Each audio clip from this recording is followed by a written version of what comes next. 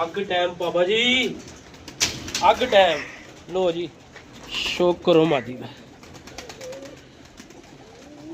क्या बात है यार, यार मजा ही देता मादी ने। लो यार शो करो मादी का, जबरदस्त यार।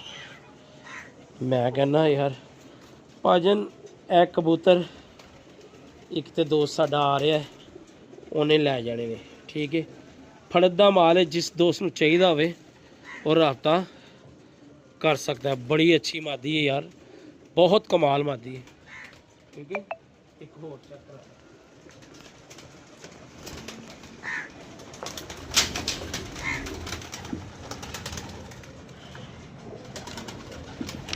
मादियां बड़ियां चंगियां बड़ियां ने जैन। अच्छा, मैं तो अब ऊपर आता ही नहीं हूँ। क्या? जब बाप आते हो मैं ऊपर बाबा आता हूँ। स्नैन भाई लोग ही आते हैं। लो जी भाईजान, एक मादी है फड़ी है, शो करो,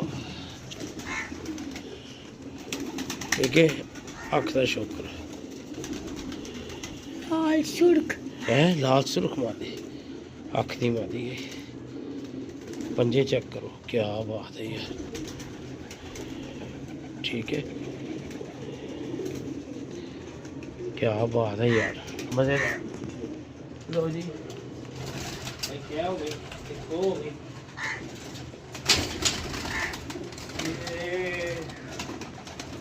एक मादी बहुत टाइट है, बड़ी तबाही को फड़ी है।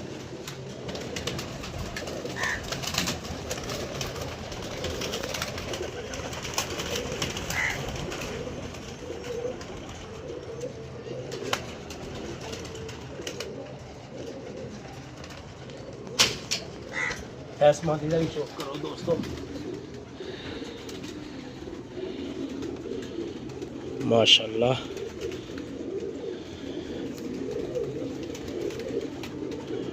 क्या बात है यार, हाथ नहीं लान दे रही, काबू पता नहीं किवें आ जांदियां ने, बाद चो फिर तड़फदियां ने जाल च आ गए, ठीक है जी। है मादी। लो जी जनाब, शौक हो गया, दो तीन मेरे बच्चे बड़े ते बाकी जड़े भी मामला ठीक है, भी पट्ठा